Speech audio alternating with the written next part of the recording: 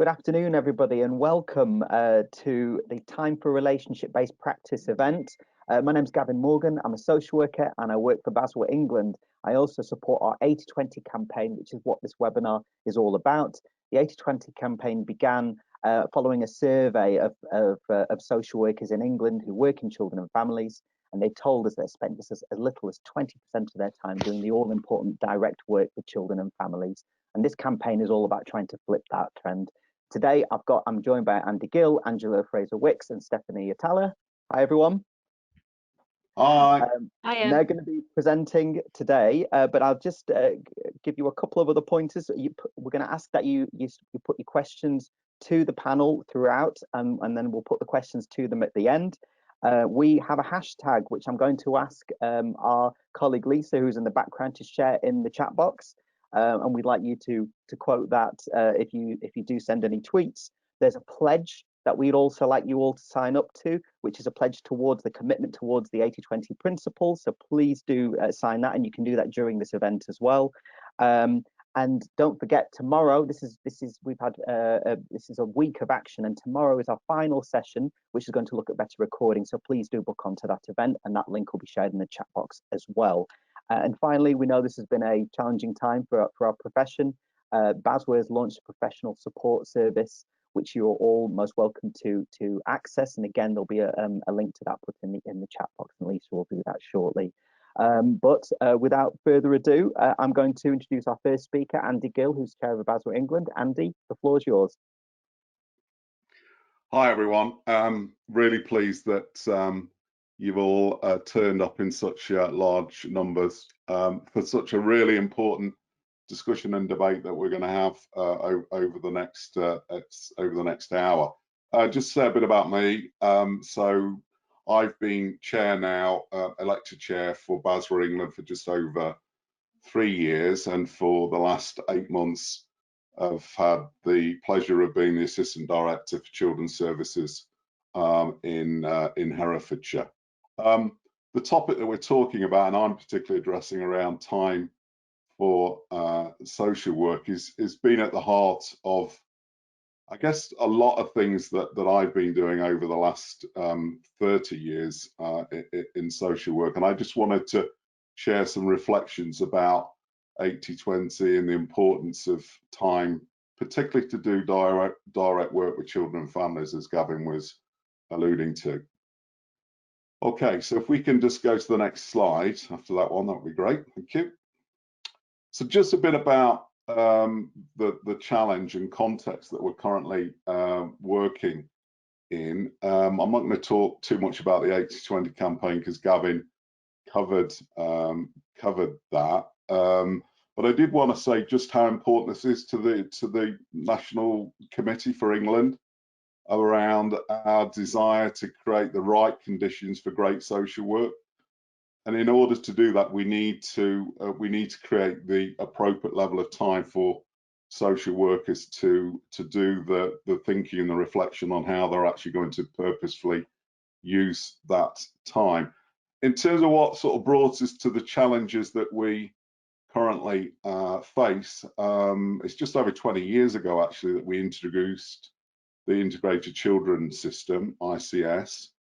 I think what that's created culturally for us, unfortunately, is an over-dependence on process, an over-dependence on systems. And I think the thing I'm quite, well, no, I am very worried about really is in creating that over-dependence, it actually has inhibited the profession, I think, and social workers to think more independently and more creatively.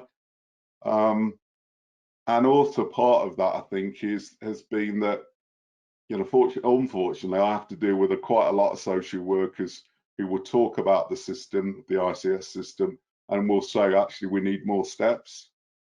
So they're actually, because of that dependence, actually wanting to create levels of increased complexity and bureaucracy and dependence, as I was saying.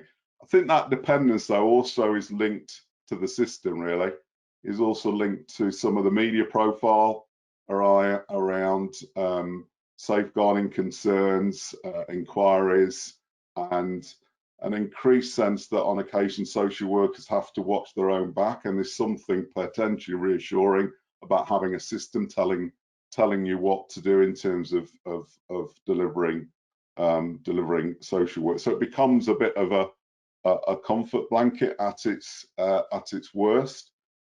I think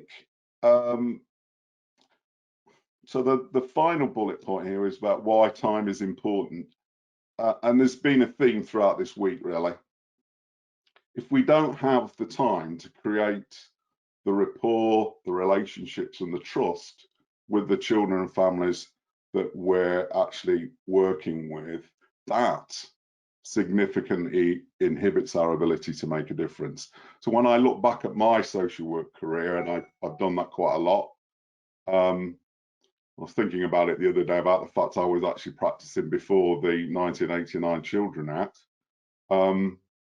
is that I think in that over dependence, we've actually no, sorry, that's the wrong point I was going to make. I think the point I'm trying to make really is that if we are reacting to a lot of difficulties and we've got high workloads and caseloads, our ability to slow our thinking and actually get alongside children and families is significantly inhibited.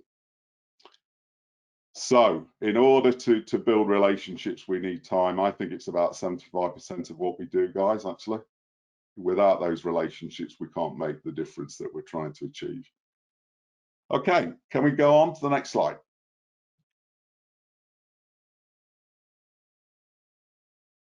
So I've covered these points. I see the best social work when people are being reflective and have a bit of time and space to slow their thinking.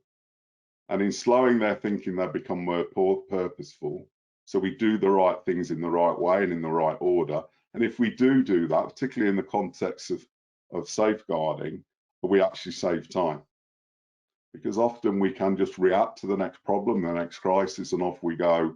And sometimes we find that actually if we'd slowed our thinking in the first instance, actually we could have been more effective in the long term rather than having to come back and almost restart the plan and the way that we want to intervene. One of the good things out of the 80/20 campaign is that we've done a lot of work around looking at more purposeful recording and had this mantra really that less is often more, because we can spend a lot of time being quite process driven in our recording, and the guide offers some examples and tips about how we can be more focused in what we write down within case records.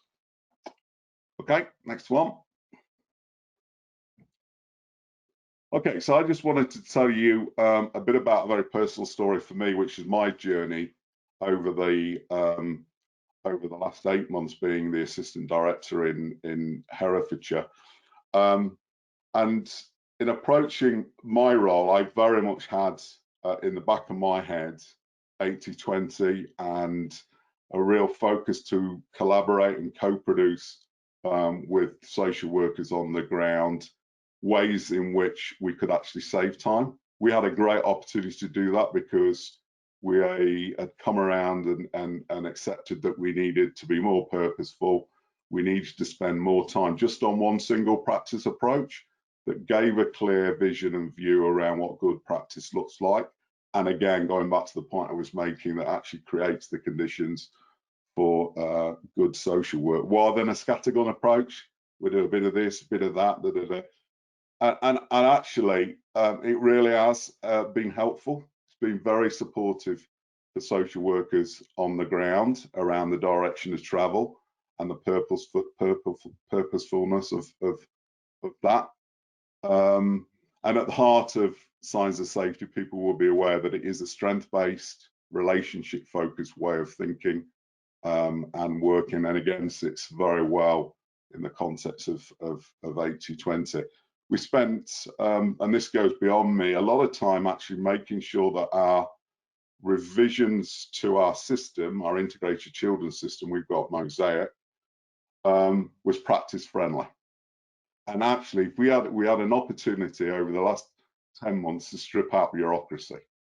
So often the system is got quite a lot of duplication in it. So one thing we're going live on December the 7th is something called group sharing, which will be the ability for social workers to pre-populate basic information on all the children in within a family. The situation we had was that basically we had social workers cutting and pasting basic information into children. So that's a really good, and probably out of a lot of the things we've done, I've had more social workers come up to me and say, thank goodness you're introducing group sharing, because that will make a massive difference to me on a day-to-day basis in terms of having more time for kids and families. And then we're doing lots of other things, and I haven't got enough time to go into all of that, but we're going live with our new refreshed, more practice-friendly system at the end of January of next year. The other thing that can get in the way in terms of time for thinking and reflecting and doing direct work is, obviously, I'm saying the obvious, which is high caseloads, high workload. So we've really worked hard to get more clear and consistent decision making, for instance, around that awful term called thresholds, so that we're focusing our efforts on the most vulnerable children where we can make a difference, but as well as working with our partners on early help and more preventative provision, which we've put a lot of time and effort into that. We've created an early help hub, for instance, within our MASH team as well. So on the workload side, we're down, I think, to an hour. Last time I looked at it last week, I think we're down to an average across teams of around 17. I want us to get down to 15, and probably a bit below that, to be honest with you, in terms of giving the time that we know we need. Out of kilter with a lot of other local authorities, we've actually invested in business support. And I think that's been really important for social workers, actually. So we've actually got social workers focus on doing the business of social work, and then looking back from that, what are the business support functions that will enable you to do that? And as a consequence of doing that, we've actually increased the number of business support staff that are there to directly support social workers. We're looking at time-saving opportunities in terms of new technology. So we've invested in something called the Otter app, which is voice recognition. So it's the opportunity that when you're having a meeting, that it will record that meeting in a friendly way, and then it's just a matter of doing a quick edit, really, to actually be able to drop that into the case record. We're looking at how we can use that to record case conferences, for instance, and other applications as well. Supervision is another area. If we can strip out the time that's spent just writing up notes, the better. That's been our philosophy. And at the moment, we've got a digital application project going on and looking at other applications that will be helpful for us. In terms of COVID-19, well, guys, this is a balancing act for me. I think there has been some good use of virtual technology that has created more time for direct work, but that has to be clearly balanced with the need and the importance of face-to-face relationships in terms of building relationships. Okay, next one, please. Thank you.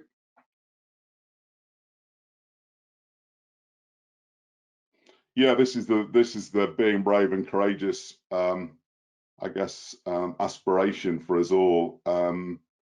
I just think, as I look back over the 34 years of being a social worker, I've seen the chipping away of the time for that direct work component, really. And I just think through things like this, the 80/20 campaign. It's such a big, important component, an area of focus for us in terms of the future. And yeah, so as we're at the heart of leading that charge, time matters, and I've sort of reinforced hopefully that through my presentation. Can we go on to the last? I think it may be the last slide.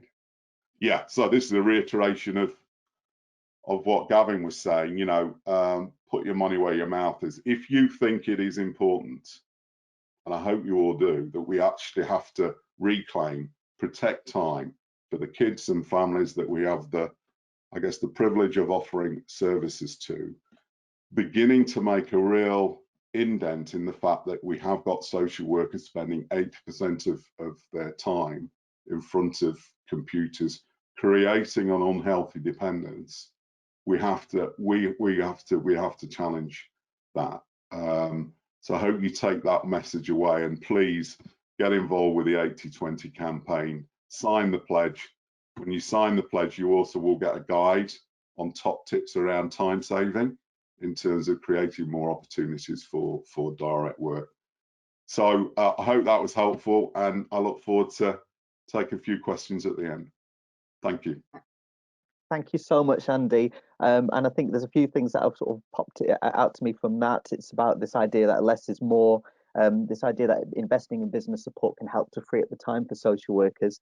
And you, of course, you made reference to the work that we've done on recording, and everybody, I think Lisa's put this in the chat box, but do book on to the event that we have planned for tomorrow, which will look at the top tips we've created on better recording, and also you'll hear from somebody with lived experience.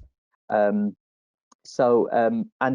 of course, the pledge has been shared in the chat box, so please do sign up to that. I can see some people already doing that as we're speaking, which is really good. But on to the next speaker, Angela. The floor is yours. Thanks, Gavin. Much appreciated. Hi, I'm Angela Fraser-Wicks. I'm a birth mum. I lost my eldest two children to adoption in 2004.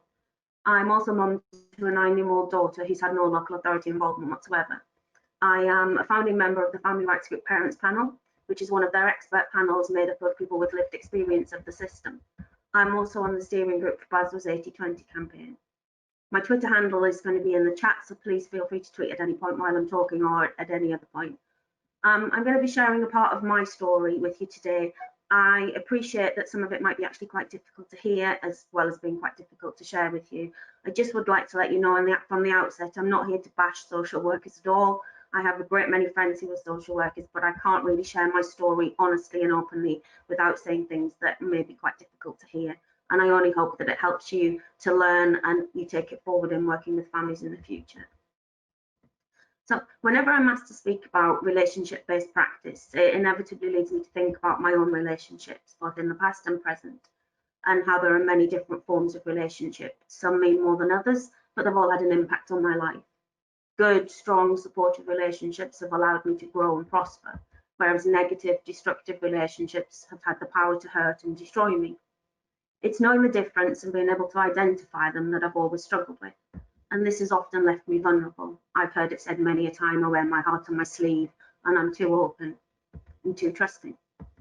To give a little context to this, I was quite badly abused by both my parents, physically and emotionally.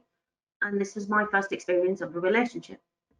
Obviously, it wasn't a positive one, but I loved both my parents unconditionally and was completely unable to see that they were destructive, down to my age and my inexperience. I was bullied and ridiculed by my peers, a lot of whom I considered to be friends. And despite their treatment, I was still a loyal and caring friend, and again, unable to see the harm they caused. As I grew older, my view of relationships was so skewed that I often ended up in very volatile and dangerous relationships with men, again, unable to see the danger. It wasn't until I found myself pregnant at the age of 23, struggling with severe mental health problems, battling addiction, eating disorders and self-harm, that my distorted view of what a healthy relationship was became a serious issue. Following a very violent beating by a partner when I was heavily pregnant, I fought back and injured him in the process, and things really came to a head. I was arrested and charged for assault. My long history of mental health problems meant that I was viewed as a dangerous and out of control individual, when in reality I was a victim of domestic abuse. As a result, I had to flee the area and start my life over, which left me alone, isolated, and with no support. After suffering catastrophic birth complications, I needed life-saving surgery. On discharge from hospital and struggling with a newborn, I reached out for help. I contacted my local authority and was given a family support worker, Christine. Desperate for help, I explained that as well as the physical problems I had no idea how to be a good parent, that I only knew how not to be a parent. I had no concept of what unconditional love looked or felt like, and I was terrified that I was going to fail my child. Christine really took the time to listen to me, to get to know me, to understand why I felt and acted the way I did. She saw it as part of her job to build a relationship with me. She understood that I was extremely vulnerable and that I needed guiding and supporting.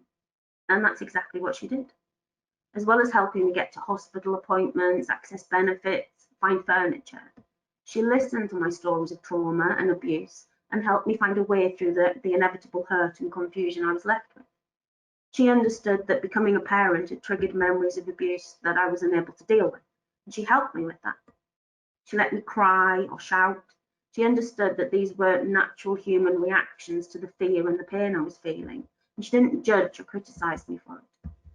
Instead, she helped me to see that hiding my emotions behind drink or drugs or self-harm was more damaging, and that I had to find healthier coping mechanisms. She saw examples of artwork that I'd produced and encouraged me to channel my emotions into art. She listened to me talk about previous jobs and helped me focus on what I could do as a future career.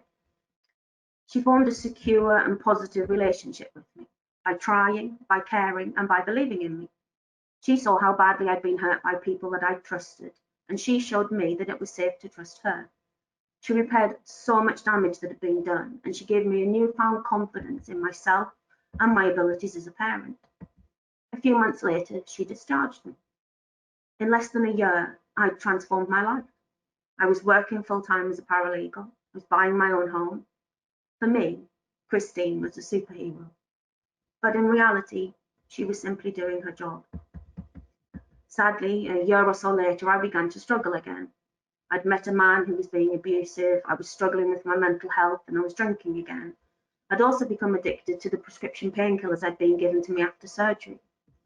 My GP was desperate to help, but just couldn't access support services as the waiting lists were just, well, they were never ending. She suggested maybe I try the local authority again. So, full of hope, off I went to find Christine, believing that she would be able to help me. She knew I was capable of change and would be able to point me in the direction of the right support. Sadly, the local authority no longer had family support workers. Christine no longer worked there, and instead I was appointed a social worker. The way I behaved and engaged with this person was directly influenced by the relationship I'd built with Christine. I trusted her completely.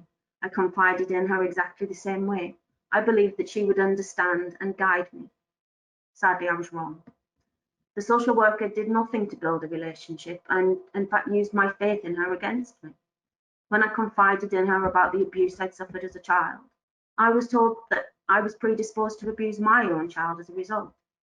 When I explained I was addicted to my painkillers, she'd labelled me an addict. When I cried, I was hysterical. If I was frustrated and raised my voice, I was aggressive. I was called a liar if I denied false allegations. I was told my self-harm made me a danger to my child, despite admitting to having no knowledge or training in the field. I tried my absolute best to educate and inform. Having lived my entire life with these problems, I saw myself as an expert in my own mental health, but she seemed to see this as some sort of threat to her professionalism. She wasn't willing to learn from me or work with me. She simply told me all the areas of my life where I was failing and demanded I change things. Whenever I said that I needed help to make these changes, I was ignored.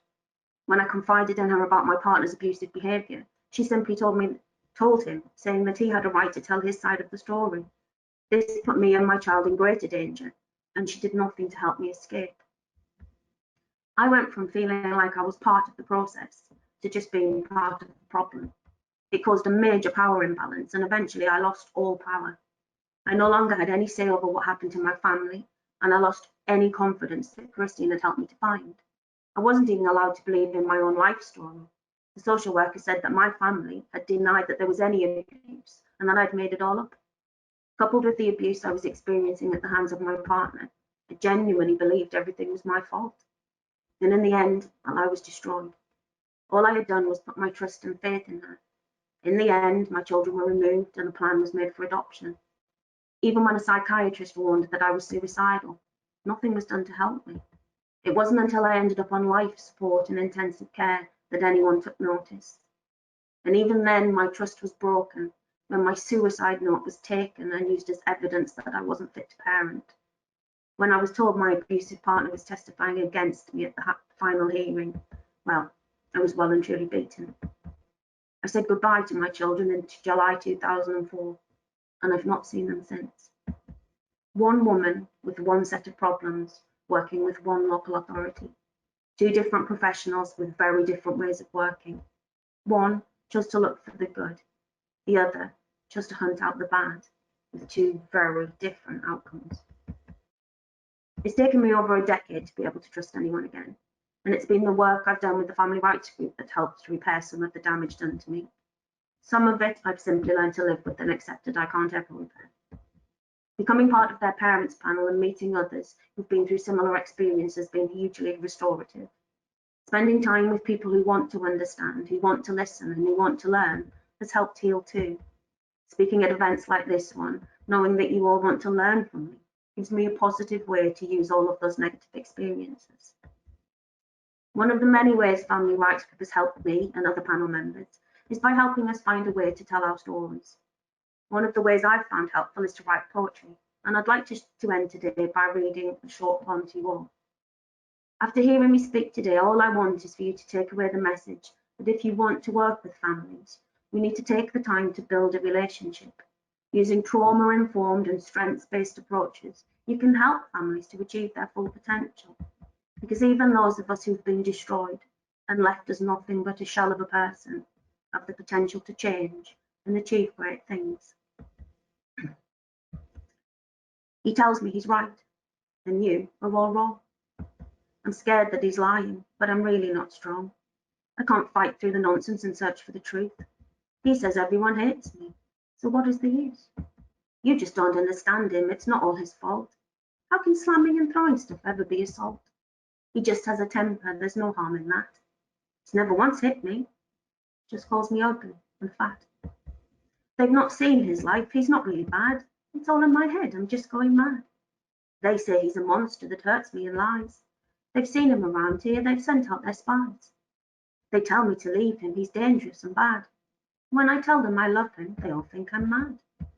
They don't see the real him, they don't know the truth.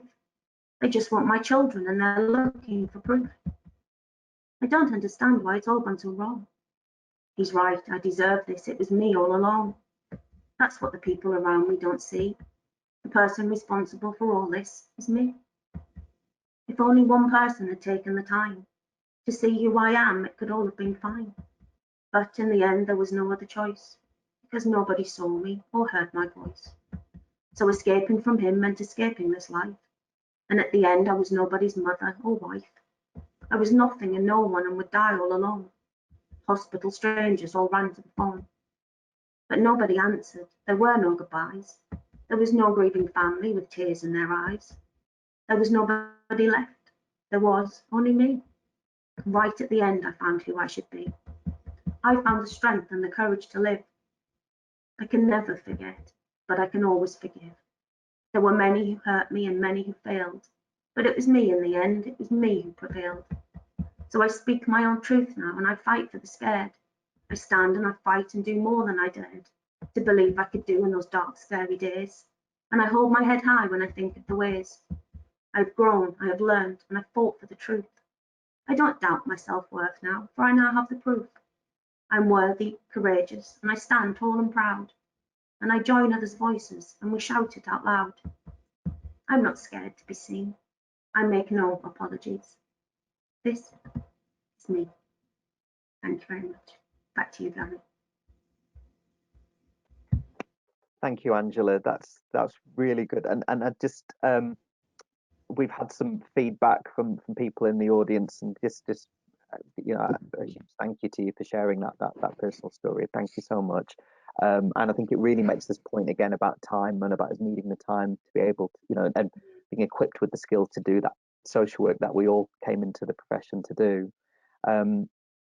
So yeah, and there's more, and we're also having people complete the pledge as well. I can see there's more alerts to that as well, so that's great. Thank you, everybody. Keep those coming in. So finally, Steph Italia is going to be our next speaker. Steph, over to you. Hi everyone, and wow, thanks Angela for sharing that incredible journey of yours. So I'm Steph, and I'm a service manager in Children and Families in West Berkshire for the Family Safeguarding Service, and I'm just going to talk to you a little bit about relationship-based practice and family safeguarding. Next slide, please.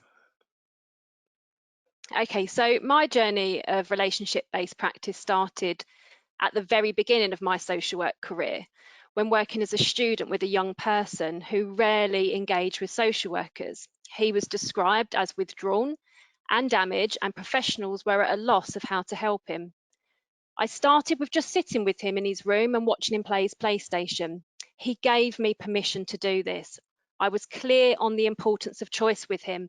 This wasn't about ticking a box to say I'd seen him alone. Gradually over time, we built our relationship. I went at his pace, and I got to know what music he liked, his favourite food, and what he did and didn't like about school. I worked with this young person for several months, and one day he disclosed historical sexual abuse. He spoke of the impact this has had on, he had self-harmed, and how he couldn't sleep every single night. We gradually got the support he needed, and a criminal investigation began.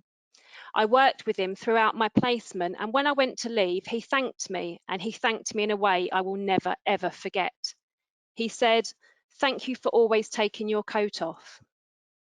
I looked at him and I paused, and we held that silence for quite a long while. He explained that me taking my coat off made him feel like I was going to stay for more than 10 minutes. He thanked me and said it made a real difference knowing that I was committed to being there just with him. He said it was really important that I was patient, and it was really important that I was on time. And I've just never forgotten those words, and I've used them to shape my career as a social worker and now as a manager. Relationship-based practice requires you to be present, reflective, committed, and self-aware, and patience is key. There are a number of tools you can use to work with children and their families, and motivational interviewing is one that I feel passionate about. We have to show families that we truly believe that they are capable of change, and that our intention is to help. It's not about removing children. It's not about making threats of obtaining legal advice. It's about being open and honest about why we're involved and working with families. We are the advocates for children, but sometimes we need to be their voice. We need to be mindful of the language that we use. Like in the example I gave, this little lad wasn't damaged and withdrawn. He was hurting and confused. He wanted to reach out, but he needed someone to trust. And we just need to remind ourselves that it's a privilege to be allowed into someone's home and to have all this information about their lives and experiences. We need to treat this with respect. I just want to read out now a quote that I really recently received from a parent about a social worker that works in my service. Next slide, please.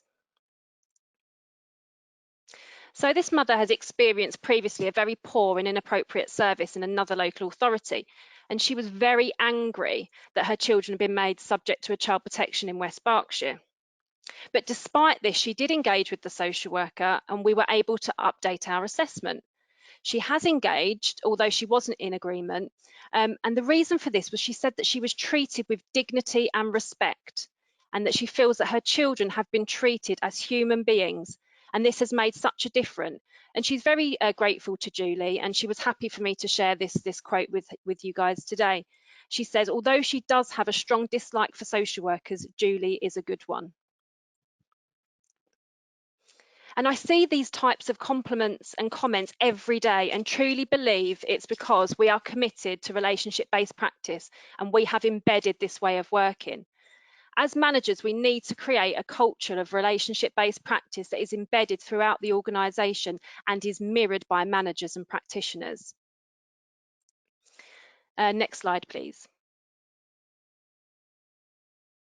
So this is our practice framework that we have in West Berkshire. This was created with families and with practitioners to develop our children and families practice framework, which is relationship-based practice. And the key value of this practice framework is keeping families together. So what you can see of the roots of this tree is these are all of the values that came up with discussions with families and discussions with practitioners. Believing in change, social justice, fairness for all are just some of those values. Then as the trunk of the tree is our way of being, relationship-based, smile, be compassionate, be child-focused. Then as the branches, we've got models of intervention. So the virtuous cycle, which is a way of working and establishing a trusting relationship, family safeguarding, cycle of change, as I said earlier, seeing where a parent is in a cycle of change. Not everyone's going to be ready to make those changes, but if we know where they are and we recognise that and work respectfully with them, we can help moving them on within the cycle of change. And then finally, the leaves are just approaches and tools, the different things that we use with practitioners and with families to help them make the changes to achieve our overall goal of keeping families together. And what was really important was this co-creation, and we launched this practice framework on World Social Work Day last year. And practitioners made with children their own trees. So we brought the trees along, and then children put the different tools they would like us to use on the trees. And so we were able to then pull all of the trees together and create this one tree here. And I think it's so important that you create and nurture the right environment for this culture for practitioners. And this is why I feel so passionate that all local authorities should have a relationship-based practice framework. Next slide, please. Okay, I'm just going to tell you a bit of a story here about a family that we've worked in West Berkshire. So in May 2019, 2 children were removed from their mother's care and placed in foster care. And this was a result of her being dependent on alcohol, and she had postpartum psychosis. The children were experiencing significant harm and were very little, so were very much reliant on her and her partner to provide care. We went to court and various assessments were undertaken and interventions were undertaken. And Mum worked incredibly hard with us. We engaged with her, we were respectful. She addressed her alcohol misuse. We have psychologists in our team, and she was allocated a psychologist that worked with her mental health. We had a recovery worker that helped her work with her alcohol misuse. And we were able to support her to make the right changes. She has not used substances and has been well for the last 6 months. And that's the great thing about family safeguarding. We have practitioners that sit with social workers. So in my teams, we've got DA workers that work with perpetrators of domestic abuse and with victims. We've got mental health practitioners, we've got psychologists, we've got recovery workers. And there was a number of issues that we came across along the way. Not everyone in the final hearing were happy for the children to be returned home. There was a 4-day final hearing during which the social worker gave her evidence, and there was a lot of challenges because this was during COVID. This was only April this year. However, the picture you can see in front of you is the day we returned her children home to her care. So this is, we've blocked out the children's names. She is happy for you to know the children's names, but I just thought that just out of respect for them. And this was welcome home to the children and we love you.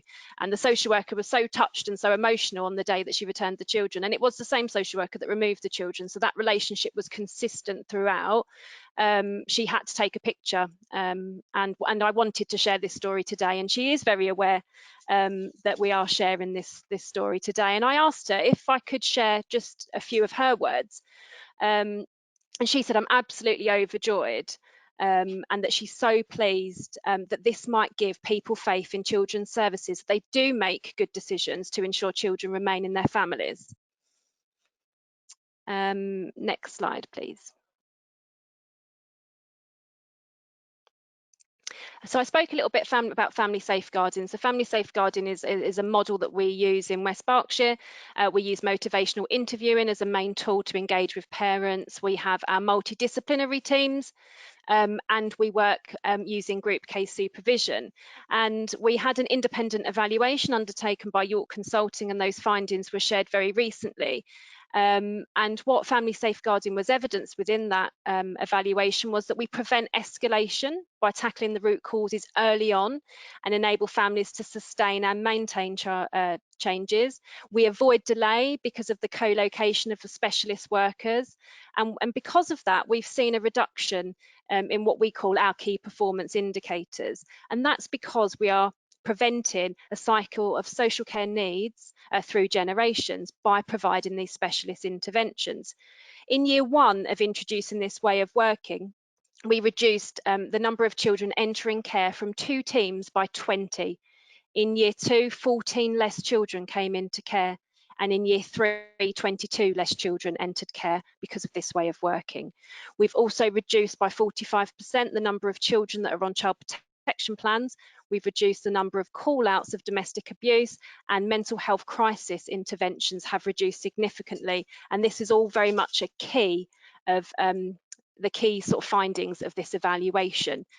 Next slide, please. So if I could just share just some top tips really in terms of for practitioners to enable us to build these relationships I've spoken about. Make time to plan. I think Andy was saying that. Make time before you go out and do your visit. This does really save time. You shouldn't be bouncing from one visit to another. Each visit should be precious and should be prioritised, and that family feel that you're very much present during your time with them. Keep your recordings analytical. You don't need to be descriptive and give every single bit of detail. We've made sure that we put monthly analytical summaries on for all of our child protection and child in need work, and this saves time. You don't lose anything from that. You gain a lot. You're able to identify where the need is, where the risk is at, and what the family need, and the next steps very, very quickly by recording in this way. Invest in spending time with your children, like that example I gave. Social workers across the country do this every day. Invest that time. If you don't have enough time to give them the attention that you think that visit needs, then go on a different occasion. Better that than them thinking they're going to leave in 10 minutes. Use fun tools. There are lots of tools out there. Look at the age of the children and where they're at developmentally, and try and make it fun for them so they can have a positive experience of our work. And please go at their pace. This is so important, and this applies for parents too. We do have to prioritise the safety of children, but if we slow down and just go at a parent's pace, that can make all the difference. Respect their wishes, and please don't just tick boxes. We do have statutory duties and they're there for a reason and they're important, but make it meaningful. And finally, value the relationship. And final slide, I believe. And I just want to leave this with you. Never underestimate the power of compassion, trust, and commitment in relationships with our children and families. Thank you. And thank you, Steph. That's brilliant. And I could picture the child that you were talking about when you talked about, like, when you mentioned about the code. So yeah, I think it's that whole message that you give, isn't it, when you're giving time to somebody, and it's important that you don't just look like you're off to the next thing. Very subtle, isn't it? A very subtle thing, but clearly made all the difference to him. So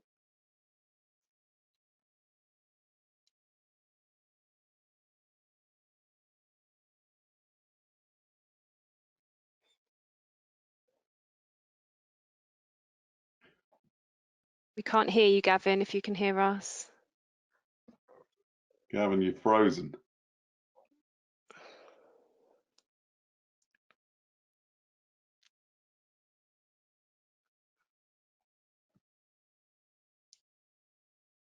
Okay, well, whilst Gavin's trying to get his act together with the technology, is there any way in which we could start the last bit, which is about asking questions from the audience? Is there any way we can do that?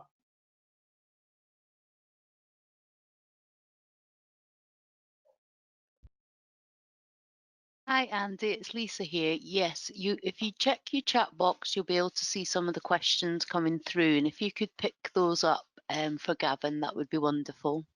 Yeah, okay, no problem.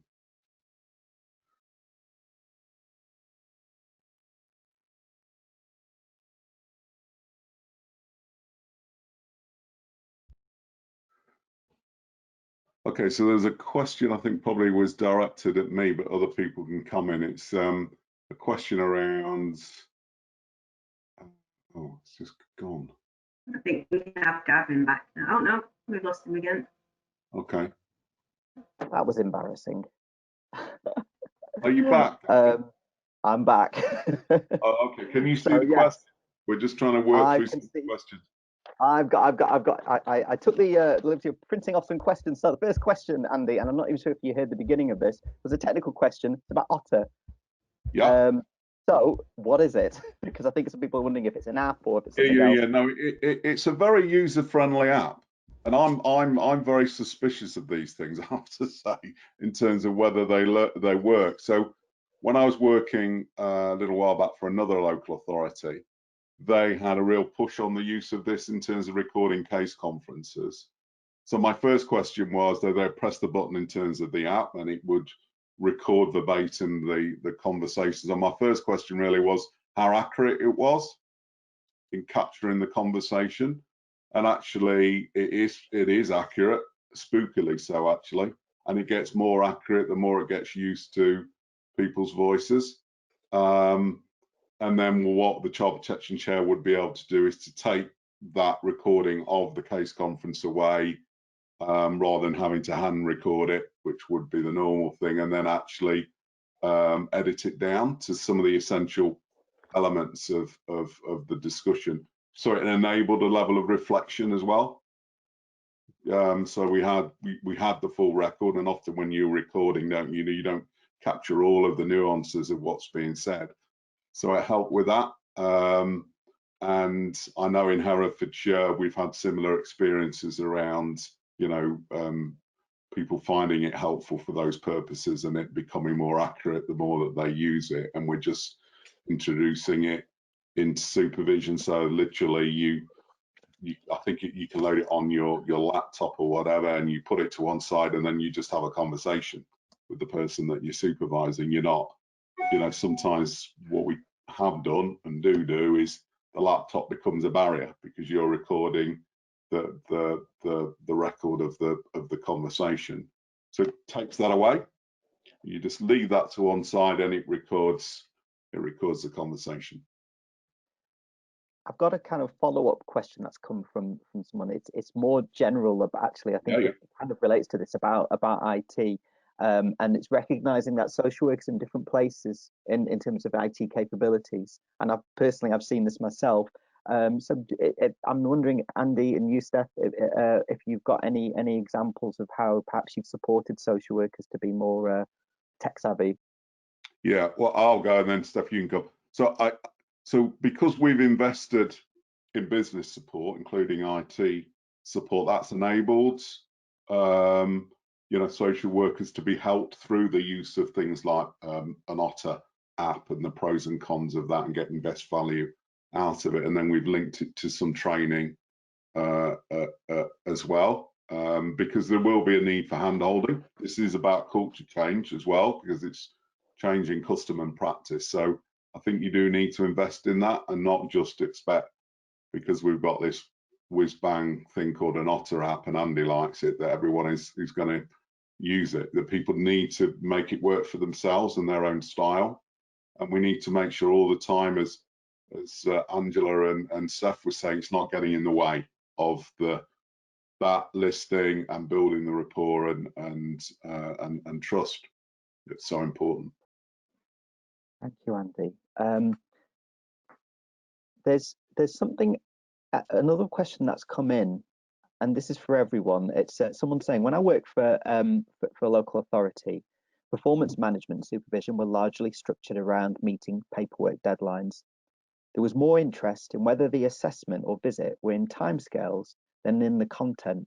So, for example, I'd be told to arrange a statutory visit, an essential visit, at an inconvenient time simply to meet the deadline. Question is how do we get a better balance? What do we think? I've got a view on that, but Steph, do you want to take that one? Yeah, I was just having a bit of a read of that. I think, as I said earlier, I think, you know, we have got statutory duties, so it's important that they are captured. But I think training for us in West Berks for managers has been key to our success. So we have trained them in relationship-based group case supervision. So although we are still ticking those boxes that we need to, the value base that underpins this way of working and the priority for us is managing the risk for that family and working with them in a way that's establishing trust, because these things then come naturally, don't they? Because families are welcoming you back into their home. So the kind of time frame thing doesn't become so much as an issue. So I think for me the key bit in West Berkshire was training for the managers who were providing that line management supervision. Yeah, so we're putting a lot of focus on reflective supervision and time for that. So next week we've got a series of workshops around for all our managers around using reflective supervision skills linked to things like group supervision and signs of safety as well. So yeah, so I think, yeah, that's really important. I think the broader point about being performance driven, you know, clearly Ofsted, the regulator, has quite a drive on that really in terms of what they think is important. I mean, my approach, because I lead on quite a lot of the stuff around quality assurance really, is that not all of the data that we have to record is born equal, to be honest with you.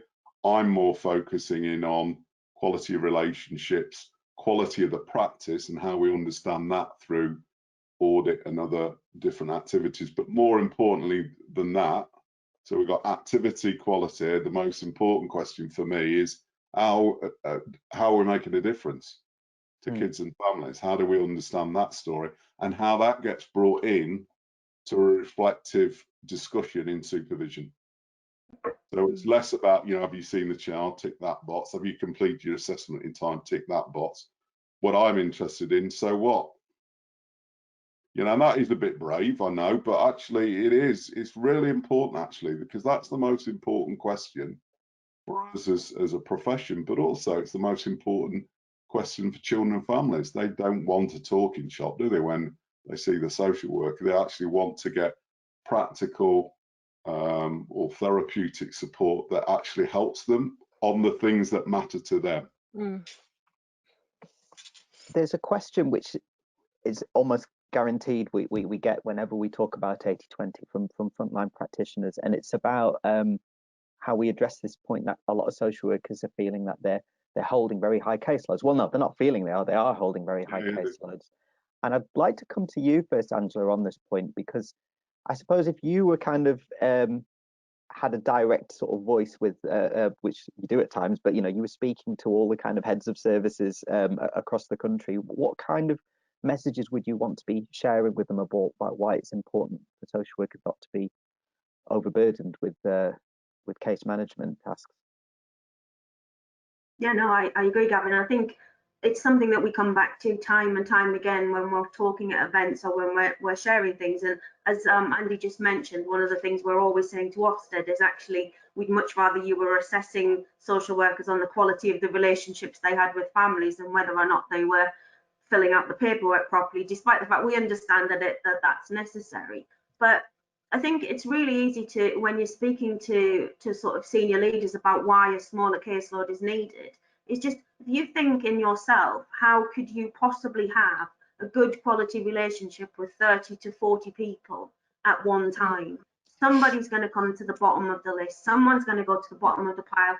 And 9 out of 10 times, it's the family who might not need as much help as the others. But the problem is, the more that family is left to try and manage on their own, the bigger those problems get, till they get to the point where suddenly they find themselves at the top of the pile again. So you're always going to be crisis managing if you're trying to work with that many families at once, and you're not going to be able to give them the time that you actually want to be able to give them. And like Stephanie said about having time to take your coat off, none of us as people want to feel that the person who's come to see us to help fix our problems is thinking about the next family they've got to go to. But the same for social workers as well. They need time to be able to digest the information they've been given. You're talking to families about extremely traumatic experiences, and we need to understand that that doesn't just impact on the family, that impacts on the social worker. And if you're then leaving that family and then having to dash off to the next appointment without having been given time to internalize and to deal with what you've just been told, you're just going to burn out, and then you're not going to be any good to any of the families that you're trying to help. Yeah, here I agree wholeheartedly with that. I mean, my aspiration in terms of Herefordshire, I want us to get down to 12, because I think actually that's probably where we're at our best in terms of having enough opportunity and time to create the rapport and the trust and the relationships that are truly about actively listening. Because often what happens, you know, if we're under pressure, we all know this, we can go into auto mode. We're not actively processing and listening to the stories that we're being told, you know, that are pretty horrendous from the children and the families that we're working with. So we just need all the time to work very hard on that. But it's not a perfect world, Angela, as you well know. But I think, you know, I think myself as a leader, you know, I'm really am committed to try and create that environment, because it's just so important, you know, so important in terms of our practice, but so important in terms of our personal lives as well, isn't it? You know, I think it's about empowering families to support themselves as well. You know, Yeah, if you can have families that have a good support network around them that can actually help them to make the changes that they need, so that all of the focus isn't just on you as a social worker to help, and that in itself just makes things slightly easier, because you're not walking away thinking you've left that family unsupervised. You know they have some support. Yeah, absolutely. I mean, I think one of the things that we're doing a lot of in Herefordshire is working with what we call the family network. It's the people, it's the relatives, it's the family, it's the wider community that are important to that individual, that family, that can be supportive for them in terms of developing and maintaining change that's important to them in terms of their own outcomes. It's not just about professionals. You're quite right, Angela. That's a really powerful point. Now, we are coming to the end of our time, so there's probably just time for just one more question, and I'll give a bit of a summary at the end, which I hope will address some of the unanswered questions as well. But I think Angela touched on something, and you all have, about dealing with traumatic information that might be shared. And can I ask, you know, particularly looking now at Andy and Steph, what kind of things would you expect from an employer in terms of social work well-being and helping them to sort of deal with some of those stresses that they'll be experiencing? Yeah, I mean, I'm happy to, if you don't mind, Andy, just start off with. So we do sort of health and wellbeing surveys just to kind of see where people are at and things like that, and we have the ability to sort of refer practitioners to sort of specialist counselling if they need it. That's always been there, but what we've been able to do since introducing the family safeguarding model is, because we've got in-house psychologists, they've been able to do some of that emotionally intelligent debrief stuff. So when we've had a traumatic event happen in one of the teams, we offer that person to provide either on a one-to-one or a group session. So we believe really strongly in debrief. Being able to give the time to being able to reflect and not be okay if we're not okay. I think we've always been really, really clear that this is a emotionally difficult and demanding job. So I think, it's not a sign of weakness to not be okay, because we're hearing a lot of difficult things. That's been really important. And one of our practitioners had a particular way that she needed to look after herself, and we enabled her to do that. So she said, actually, for me, this doesn't work, but I'd really benefit from this. And we facilitated that for her. So I think, and that's what keeps social workers in an organisation, if they feel respected and valued. And we never undermine or the kind of the feelings that come with social work practice. We make sure that we encourage and reassure people. Thank you, Steph. We are actually at the end of time. I would have liked to have come to you again, Andy and Angela. But what I would say to everybody, some of those unanswered questions is, do take a look at our 80/20 webpage on the website. Do sign the pledge, and it's not just for individuals; it's for organisations as well. And it's about creating that change that we're really seeking. Come to the event tomorrow and sign up for one of our forums. That's where we create the space to do reflective practice through BASWA. So that, you know, your membership benefit will enable you to start making some of these changes. And then what we have to do is campaign, you know, more widely to make these changes happen. And hopefully that's going to be beneficial to everybody. But I'd just like to say one final, you know, thank you to all our speakers. It's been really good. Thank you so much. And Thank you. we hope to see everybody soon at some of our future events, including tomorrow. Thank you. Yeah, and let's keep the conversation going. Bye. Thanks, everyone. Yeah. Bye. All the best. Bye-bye.